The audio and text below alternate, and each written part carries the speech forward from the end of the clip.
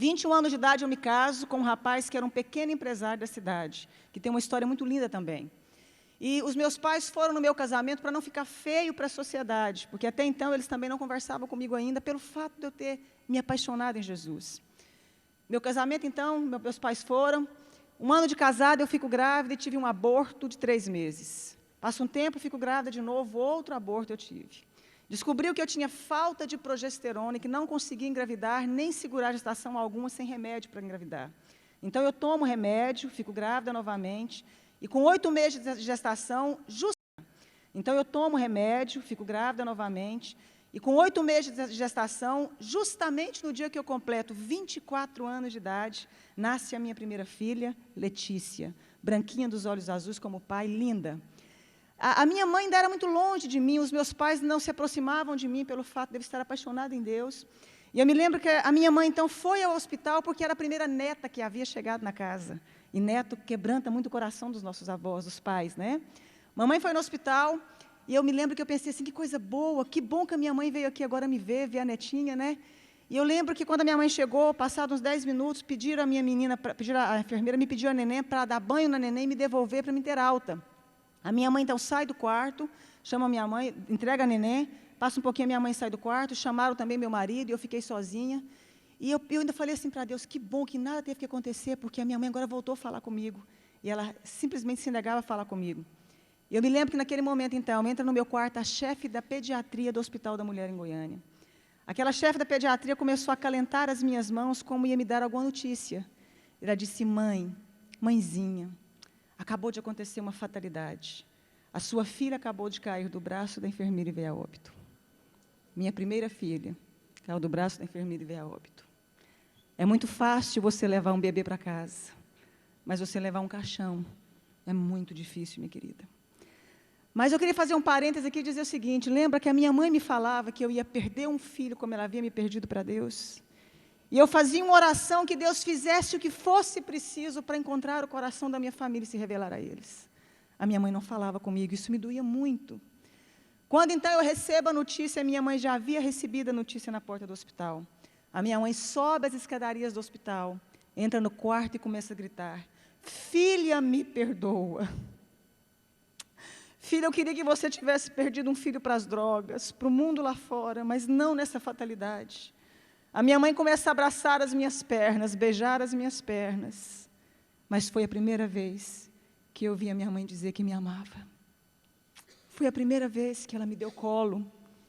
Foi a primeira vez que a minha mãe teve tempo de dizer que eu era especial e importante para ela. Foi a primeira vez que ela pôde ouvir porque eu havia escolhido caminhar com Jesus. E houve, então, ali um momento de restauração, de perdão entre eu e minha mãe. Os meus pais voltaram a falar comigo. Eu mandei fazer um exame do corpo da minha filha porque eu já tinha tido alguns abortos. 30 dias depois chegou o laudo do exame, eu descobri que a minha filha havia nascido sem cálcio e sem glicose. A Letícia jamais iria andar e teria convulsões simultâneas. E a minha médica fala para mim, adota um filho porque você não pode mais ser mãe.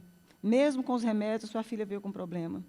E eu disse que eu acreditava num Deus capaz de mudar a nossa vida, a nossa história, a nossa sorte. Um ano depois, eu dei à luz a uma criança linda, perfeita e sadia, chamada Angélica. Faz 11 anos, mês que vem. 3 anos depois, dei à luz a Annelise, tem 8 anos hoje. Mais 3 anos, dei à luz ao Cirino Júnior. Todos perfeitos e sadios. Se eu acabasse aqui a minha história, você já poderia dizer que esse Deus é maravilhoso. Eu fui impedida de fazer faculdade porque eu apaixonei em Jesus. Eu lembro que eu escutava uma frase muito comum, que eu ia casar com um pé rapado e com um Zé Ninguém. Com um homem sem futuro, porque não existiam pessoas prósperas no meio que eu convivia. Me casei com meu esposo, ele era um pequeno empresário de fato. Veio o Plano Real naquela época, os meus pais perderam tudo. A minha irmã, que doutorou na Itália, foi trabalhar, não deu conta de exercer a profissão dela. Os meus irmãos todos ficaram desestruturados junto com os meus pais. E Deus levanta o meu marido com grande prosperidade. Deus começou a honrar um rapaz que até hoje tem a 4ª série colegial e é considerado o maior empresário no ramo de carro no estado de Goiás. Deus começou a honrar o meu esposo de uma forma sobrenatural. Eu que não tive como me formar, fazer o meu curso superior, comecei, então, a pedir a Deus que me ensinasse a mexer com o nosso ramo de atividade. Então, comecei a trabalhar com carro com meu marido. Hoje, nós temos um grupo de 4 empresas de carro, temos uma fábrica que eu desenho, sonho com os modelos das roupas, acordo e desenho e fabrico, tem uma grife com meu nome. Né? E como se não bastasse, comecei a fazer programa de televisão falando de Deus, falando de como sai de crise, falando de como superamos os momentos difíceis da vida. E aí, autodidata ainda, Deus achou que não estava bom, me fez virar escritora. Tenho 35 livros escritos, 7 deles editados, né? E sou presidente também de uma ONG chamada Mulheres que Fazem a Diferença. Eu pude entender algo na minha vida, que quando a gente acha que a gente não é ninguém, e que não tem como mais resolver a nossa história, existe um Deus capaz de fazer um milagre na sua vida. Existe um Deus capaz de mudar toda a sua história. Para terminar, os meus pais, quando perderam tudo, vieram trabalhar para nós. Meu pai trabalhou como meu motorista há muito tempo, agora eu dei um caminhão para ele trabalhar na cidade do interior, cuidando de frete. A minha mãe é a chefe da minha fábrica. Os meus irmãos, um tempo, trabalharam conosco. Todos eles vieram trabalhar conosco. Deus, meu pai, um dia chorando, me disse, um dia eu te disse que Deus mudasse a sua história, mas eu não imaginava que eu fazia parte dela. E eu quero dizer uma frase para você, dentro do nosso tema.